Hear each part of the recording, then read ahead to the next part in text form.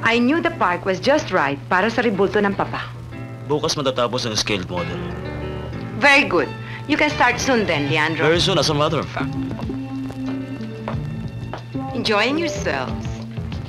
Ah, the literary side. Mirasol, Hello. Kumusta ng biography ng papa? Sinimulan ko na.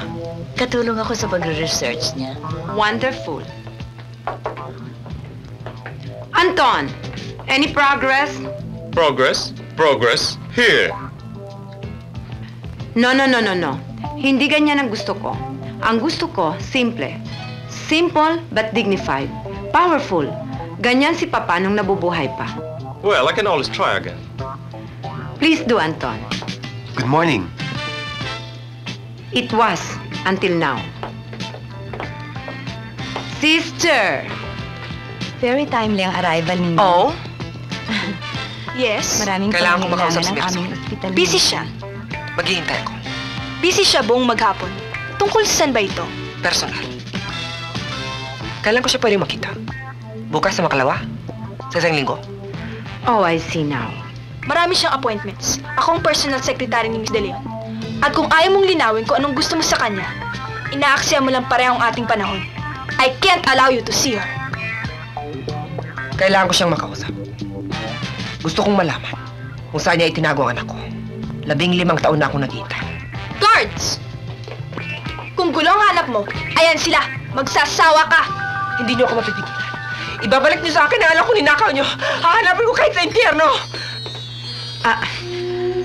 Naintindihan ko ang pangangailangan ng ospital, sister. Dumarami na yata ang mga sirang ulo dito. Hindi kayo magdadalawang salita sa akin. Bless you. Inay? Naririto ka na naman?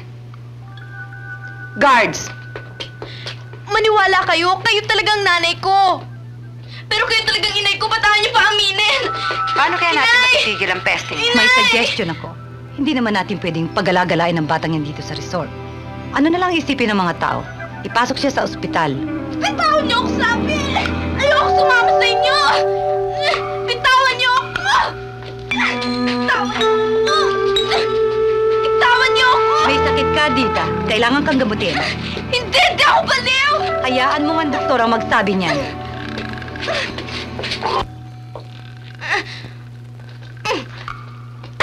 Ano ba? Bitawan niyo ako!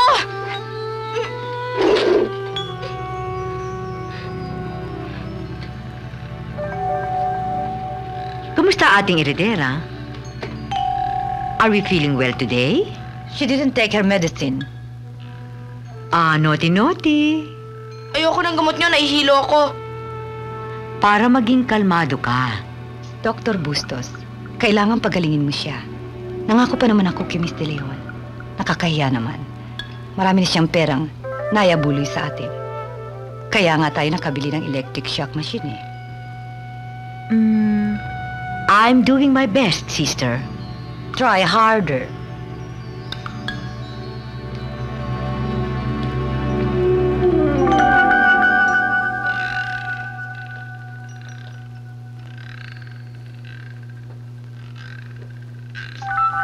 Dita?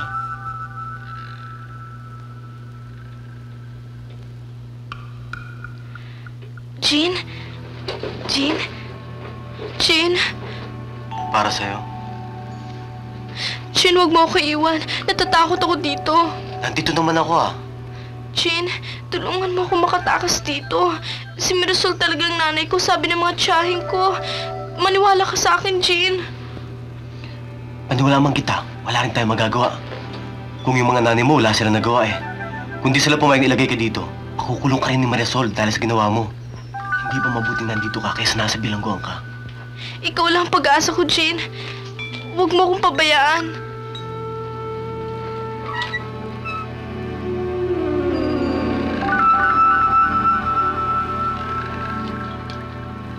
Jean! Huwag mo akong iwanan. Babalik ako.